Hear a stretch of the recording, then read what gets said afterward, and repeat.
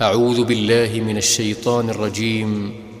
بسم الله الرحمن الرحيم. الحمد لله رب العالمين الرحمن الرحيم مالك يوم الدين إياك نعبد وإياك نستعين اهدنا الصراط المستقيم. السلام عليكم ورحمة الله وبركاته. إن الحمد لله نحمده ونستعينه ونستغفره ونعوذ بالله من شرور أنفسنا ومن سيئات أعمالنا. من يهدي الله فلا مضل له ومن يضلل فلا هادي له. أشهد أن لا إله إلا الله وأشهد أن محمدا عبده ورسوله. أما بعد فقد قال الله تعالى في القرآن العظيم والفرقان المجيد.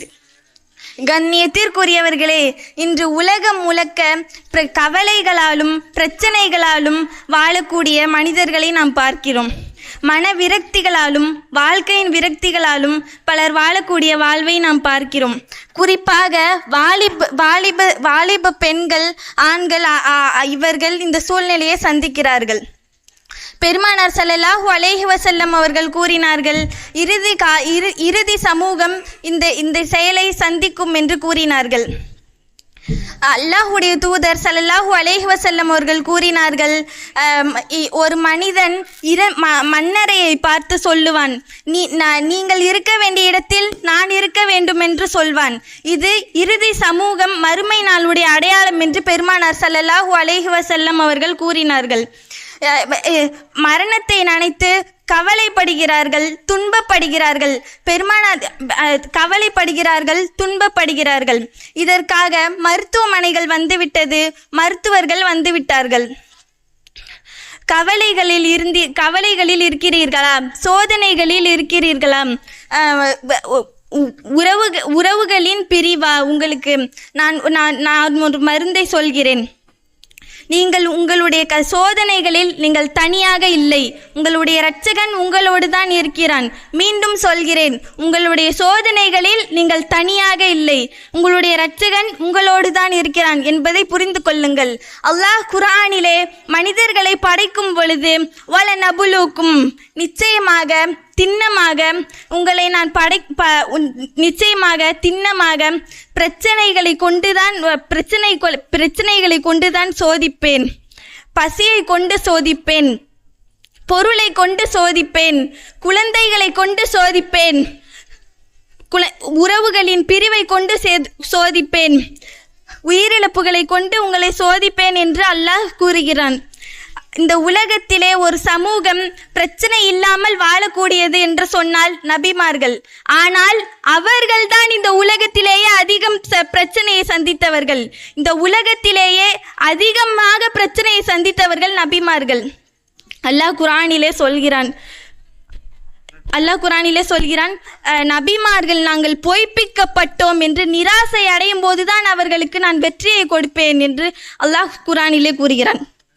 நபி ஸல்லல்லாஹு அலைஹி வஸல்லம் அவர்களிடம் கேட்கப்பட்டது, அல்லாஹ்வுடைய தூதரே, இந்த உலகத்தில் அதிகம் சோதிக்கப்பட்டவர்கள் யார் என்று.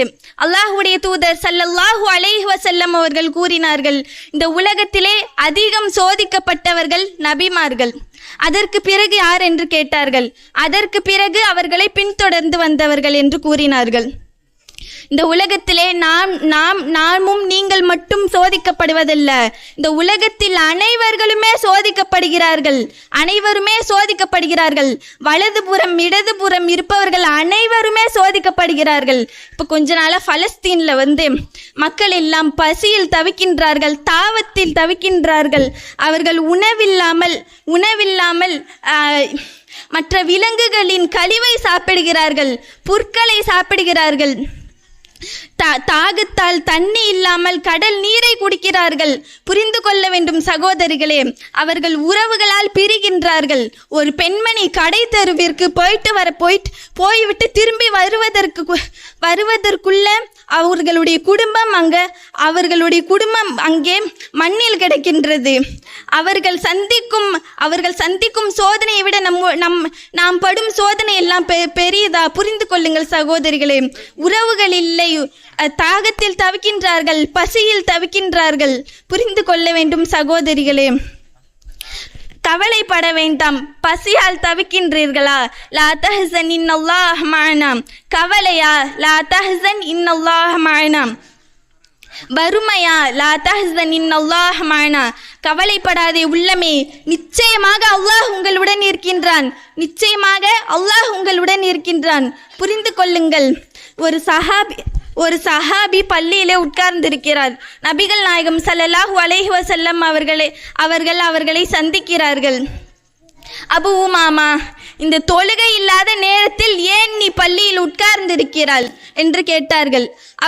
அபு உமாமா கூறினார்கள், யா ரசூலல்லாஹ், கடன், கவலை என்று கூறினார்கள்.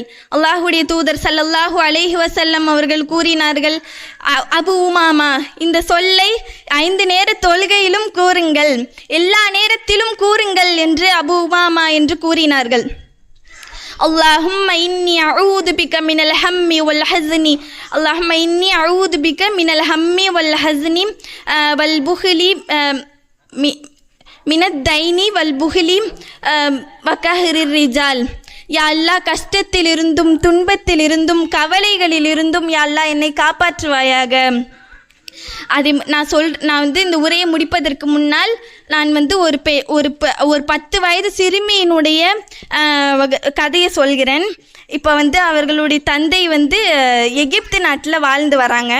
அந்த 10 வயது சிறுமியினுடைய பெயர் பராகம். அப்படி அவங்க வாழ்ந்து வந்துட்டு இருக்கும்போது அவர்களுடைய தந்தை பெரிய இன்ஜினியர். அவருடைய தந்தை பெரிய இன்ஜினியராக இருக்காங்க. அவர்களுக்கு சவுதி நாட்டில் அவங்களுக்கு வேலை கிடைக்கிது. அவர்களுக்கு அங்கே பெரிய மாளிகை கொடுத்துட்றாங்க, கார் கொடுத்துட்றாங்க. அந்த பராஹாவுடைய குழந்தையினுடைய படிப்பு செலவையும் அவங்களே ஏற்றுக்கிறாங்க. அப்படி அவங்க அவர்களுடைய தந்தை குடும்பமாக எல்லாரும் சவுதிக்கு வராங்க. அப்படி அவர்களுடைய தாய் ஒரு நாட்களில் மயக்க போட்டு விழுந்துடுறாங்க. அப்படி அவங்க மயக்க போட்டு விழுகும் பொழுது அவர்கள் ஹாஸ்பிட்டலுக்கு அழைச்சிட்டு போகிறாங்க. ஹாஸ்பிட்டலுக்கு அழைச்சிட்டு போனால் அவர்களுக்கு இரத்த புற்றுநோய் வந்துடுது. அவர்கள் டாக்டர்லாம் சொல்கிறாங்க, இவர்கள் நாளை மரணம் அடைந்து வருவார்கள், கண்டிப்பாக நாளை மரணம் அடைந்து வருவார்கள் என்று கூறினார்கள். அப்புறம் அந்த டாக்டர்லாம் முடிவு செஞ்சு அந்த பிள்ளைகிட்ட சொல்ல மாட்டுறாங்க. அந்த பிள்ளை பயப்படும், அப்படின்னு சொல்ல மாட்டுறாங்க. கொஞ்ச நாள் ஆகுது. அவர்களுடைய தாய் மயக்க போட்டு விழுகிறாங்க. அவர்களுடைய தந்தை ஃபோனில் கால் வருது. அவங்க அந்த பிள்ளைய பராஹா அந்த குழந்தைய ஸ்கூலில் போய் அழைக்க போகும்போது அவர்களுடைய தாய் இறந்து போயிடுறாங்க. அவர்களுடைய தாய் பராஹாவினுடைய தாய் இறந்து போயிடுறாங்க. அவங்க கார்லேருந்து அழைச்சிட்டு வரும்போது இது எப்படி சொல்கிறது, குழந்தைகிட்ட எப்படி சொல்கிறதுன்ட்டு அவர்களுடைய தந்தை தவிக்கிறாங்க. அந்த குழந்தை சாப்பிடாது, அழுகும் அப்படின்னு சொல்லிட்டு அவங்க இப்போ ஸ்கூல்லேருந்து அழைச்சிட்டு வந்தோடனே அழைச்சிட்டு வரும்போது சாப்பாடு வாங்கி கொடுத்துட்டு அவங்க வராங்க. கார் அவங்கள அடிச்சிருது. அதுக்கப்புறம் கார் அடித்தோம். அந்த புள்ள அப்படியே அந்த புள்ள அது கண் முன்னாடி அந்த புள்ள பார்க்குது. அல்லாஹ் காப்பாற்றுவானாக. அந்த பிள்ளை அப்படியே கண் முன்னாடி பார்க்குது. அப்புறம் இவங்களை ஹாஸ்பிட்டலுக்கு அழைச்சிட்டு போகிறாங்க. அவர்கள் தாயும் தந்தையும் இறந்து விட்டார்கள். அவர்களுடைய தாயும் அந்த 10 வயது பிள்ளையுடைய தாயும் தந்தையும் இறந்து விட்டார்கள். அவ்வளவு சொகுசாக பெரிய காரில் வந்த குழந்தை, பெரிய வீட்டில் வளர்ந்த குழந்தை, அவ்வளவு பெரிய ஸ்கூலில் படித்த குழந்தை, அவர்களுடைய தாயும் தந்தையும் இறந்து விட்டார்கள். அனாதையாக இருக்கிறது. இப்போ டாக்டர்லாம் முடிவு பண்ணி சொல்றாங்க, ஃபர்ஸ்ட் அவர்களுடைய தந்தை இறந்ததை சொல்றாங்க. ஏன் தெரியுமா? அவர்களுடைய தந்தை அந்த பிள்ளை கண்ணு முன்னாடியே இறந்து போயிடுறாங்க. அதனால அந்த தந்தை இருந்ததை பற்றி சொல்றாங்க. அதற்கு பிறகு 6 நாள் கழிச்சு அந்த தாய் இறந்ததை பற்றி சொல்றாங்க. அதுக்கப்புறம் ஒரு நாள் அந்த சவுதியினுடைய தலைவர் அந்த குழந்தையை பார்த்து கொண்டார். அதுக்கப்புறம் அந்த குழந்தை மயக்க போட்டு விழுந்தது. அந்த குழந்தைக்கு போய் ஹாஸ்பிட்டலில் செக் பண்ணால் அதே இரத்த புற்றுநோய் அந்த புள்ளையும் தாக்கி இருக்கின்றது. கொஞ்ச நாள் கழித்து அந்த புள்ளை திருப்பவும் மயக்க போட்டு விழுகிறது. ஹாஸ்பிட்டலுக்கு அழைச்சிட்டு போனால் 2 காலையும் எடுக்க வேண்டும் என்று சொல்கிறார்கள். அந்த சவுதியினுடைய தலைவர் எவ்வளவோ செலவு பண்ணி அந்த குழந்தையை பார்த்துக்கிறாங்க. அந்த புள்ளைக்கு ஆனால் டாக்டர் சொல்கிறாங்க இந்த புள்ளை நாளைக்கே மரணம் அடைந்து விடும் என்று சொல்கிறாங்க. அந்த புள்ளை சொல்லுது, அந்த சவுதியினுடைய தலைவர் கேட்கிறார், இந்த பராஹாவே நீ என்ன செய்வாய், நீ மரணம் அடைவாய் என்று சொல்கிறார்கள். காலை எடுக்க போகிறேன் என்று சொல்கிறார்கள். உன் தாயும் தந்தையும் இறந்து விட்டார்கள் என்று கூறினார்கள். பராஹா என்ன சொல்லுச்சு தெரியுமா? ஹஸ்புனல்லாஹ், அல்லாஹ் போதுமானவன் என்று சொல்லுச்சு. என்ன சொன்னாங்க? ஹஸ்புனல்லாஹ், அல்லாஹ் போதுமானவன். என் தாய் இறந்திருக்கலாம், என் தந்தை இறந்திருக்கலாம், ஆனால் அல்லாஹ் என்னுடன் இருக்கிறான், அல்லாஹ் போதுமானவன் எனக்கு அப்படின்னு அந்த புள்ள சொல்லுச்சு. நான் என் தாய் இருந்தாலும் என் தந்தை இருந்தாலும் நானும் இருந்தாலும் இந்த டாக்டரே என்னை கைவிட்டாலும் நான் என்னுடைய தாயும் தந்தையுடன் நான் சொர்க்கத்தில் இருப்பேன் என்று அந்த குழந்தை சொல்லுச்சு. அதேமாரி நாமும் கவலை இல்லாமல் நம் கஷ்டத்தில் அல்லாஹும் நம்முடன் இருக்கின்றான் என்பதை புரிந்து கொள்ள வேண்டும். வாஹிர தௌஹானா அல்ஹம்துலில்லாஹி ரபில் ஆலமீன். அஸ்ஸலாமு அலைக்கும் வரஹ்மத்துல்லாஹி வபரகாத்துஹு. Assalamu alaikum. Pedesai Studio News Channel.